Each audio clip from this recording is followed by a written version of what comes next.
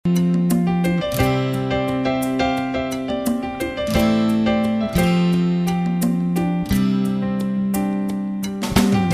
bilis talaga ng oras. Now it's time to wrap up the show. So Roxy, what's our wow for today? Learn to say no to honor your yes. Sometimes you have to let go and say no because it's keeping you from excelling. Lalim nun na, partner. Ha? No. No. May mga times talaga, or there are instances that we need to say no pag may mga taong nag-ask ng favor sa'yo. Kasi parang lalo-lalo na pag paulit-ulit na sila nagre-request sa'yo. They take advantage. They take advantage and they don't excel their best para gumawa ng iba pang paraan na pwede naman nilang gawin talaga.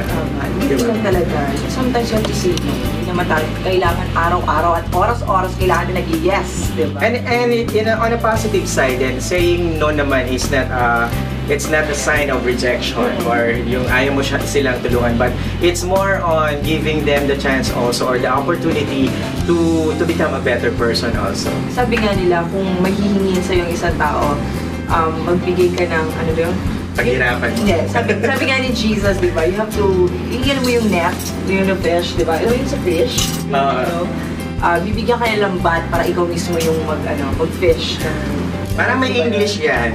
Give a man a fish to live for a day, but teach them how to fish to live for the rest of their life. Parang mamatagalan talaga. Yes. Learning the process. Wow, for today, dami natin nagpapala ngayon. Say no!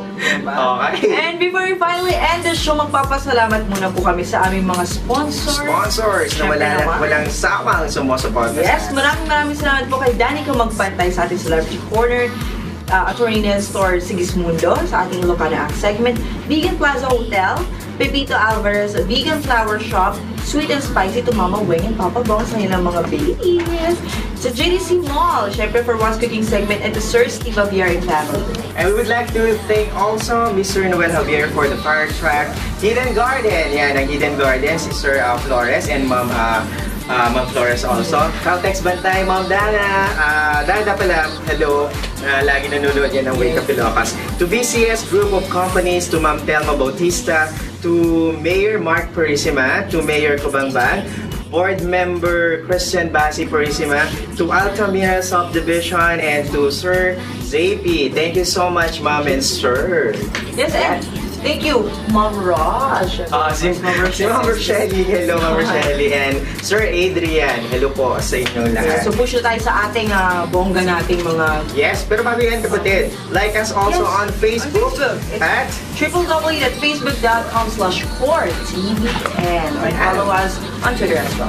Yes, syempre, mga personal na Twitter accounts and FB account din natin. Please follow me on Twitter, Rossi's Chic. It's ROSYCHIC. Sounds social talaga. Delmar _Alyanes17. Yan naman sa akin. At syempre yung Facebook account ko din. Okay! Personal greeting. Muna sa atin, ako na. Ayan, magpapasalamat po kami isa. Magpapasalamat po ako. Ano ba yan? Sobrang daming pasalamatan. Pero ito, thank you po sa aking mga sponsors. Syempre, unang-una sa lahat ang Hairby Salon for men and women. Located at the National Highway, Balaling Bantay, Ilocos Sur, Philippines. Yes, sa akin po, pambonggang hair and makeup. Please call them at 722-4282 local 155. And they have the hair trend to rocks. It's perm winding and hair color. It's 40% off. So for more information, please call them at 722-4282 and promo last until supply.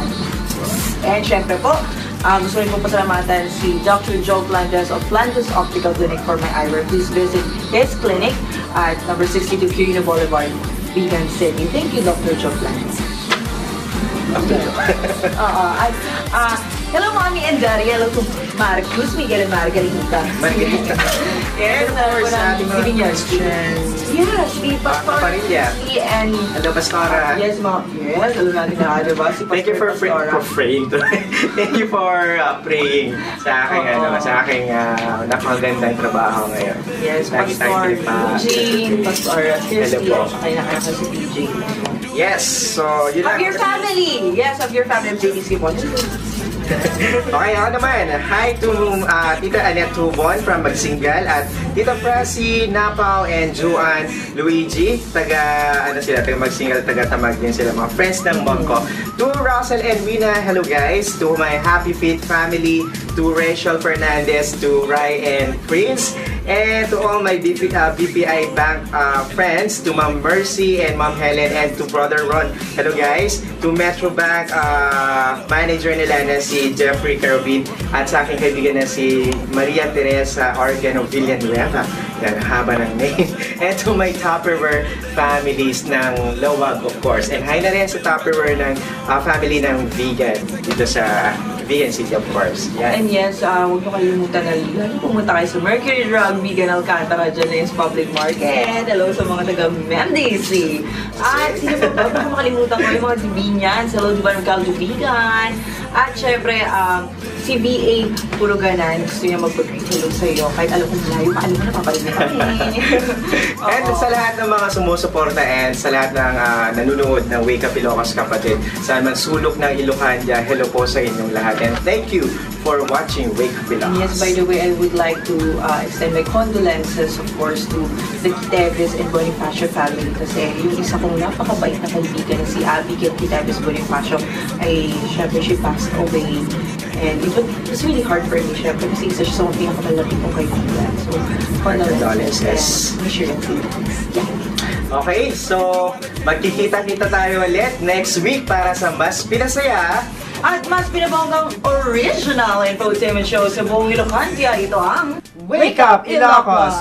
Bye everyone!